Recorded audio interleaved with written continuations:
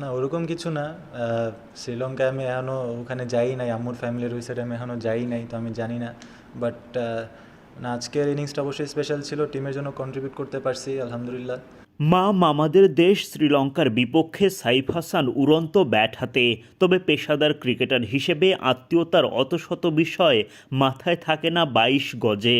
মামাদের দেখিয়ে দেওয়ার মতো কোনো ব্যাপার ছিল না, কেবল দলের জন্য অবদান রাখতে পেরেই সাইফ বললেন আলহামদুলিল্লাহ। শ্রীলঙ্কা সাইফের মামাদের দেশ, সংবাদ সম্মেলনে এমন প্রসঙ্গ আসতেই এই ব্যাটার বলেন, না ওরকম কিছু না। শ্রীলঙ্কায় আমি এখনও ওখানে যাই নাই, আম্মুর ফ্যামিলির ওই সাইডে আমি এখনও যাই নাই, তো আমি জানি না। না আজকের ইনিংসটা অবশ্যই স্পেশাল ছিল, টিমের জন্য কন্ট্রিবিউট করতে পারছি আলহামদুলিল্লাহ।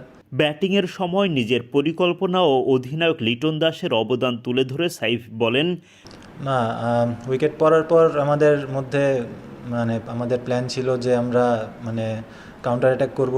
2 উইকেট পড়ে যাওয়ার পর আমাদের পরিকল্পনা ছিল যে আমরা পাল্টা আক্রমণ করে খেলব।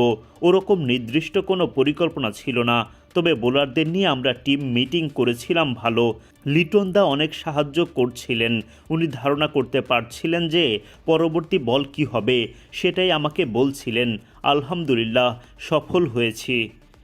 স্পিনারদের বিপক্ষে পরিকল্পনা নিয়ে সাইফ জানান, আমরা ভাবছিলাম যে দুনিত ভেল্লেলেগে খেলতে পারে, সবাই প্রস্তুতি নিয়েই ছিলাম যে ও খেলতে পারে। স্পিন বল মোকাবিলা করা নিয়ে কাজ করেছি, এখন সেটার ফলাফল দেখা যাচ্ছে। অনেক আগে থেকেই কাজ করছি, স্পিনে নর্মালি রেঞ্জ হিটিং করার চেষ্টা করি। আমার শক্তি সোজা খেলা স্পিনের সাথে, ওটাই কার্যকর করার চেষ্টা করছি। শ্রীলঙ্কাকে বধ করতে সাইফ হাসানের পাশাপাশি গুরুত্বপূর্ণ অবদান রাখেন মুস্তাফিজুর রহমান ও তাওহিদ হৃদয়। তাদের প্রসঙ্গে সাইফ বলেন, হ্যাঁ, ফিজ ভাইয়ের বোলিং তো সবসময় ভালো করতেছে, আমাদের লাস্ট কয়েক মাস ধরেই খুব ভালো একটা শেপে আছে। মুস্তাফিজ ভাই সবসময় ভালো বোলিং করছেন গত কয়েক ম্যাচ ধরেই। আজকে ওরকম রান হলো, তার মধ্যে উনি কম রান দিয়েছেন, গুরুত্বপূর্ণ মুহূর্তে উইকেট নিয়েছেন।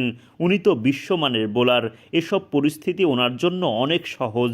উনি যখনই বোলিং করেন দল কঠিন মুহূর্তে থাকে, সব সময় বিপদের সময় বোলিংয়ে আসেন আর বেশিরভাগ সময়ে ভালোও করেন, দলের কঠিন মুহূর্তে অনেক বেশি ইম্প্যাক্ট ফেলেন। ও অবভিয়াসলি ওয়ার্ল্ড ক্লাস প্লেয়ার, ও ওকে টিম ব্যাক করছে অবশ্যই। আর আজকে ও ডেলিভার করলো, দেখাইলো কি প্লেয়ার। ইনশাল্লাহ ও আরও বাংলাদেশের জন্য আরও অনেক ভালো কিছু দিবে।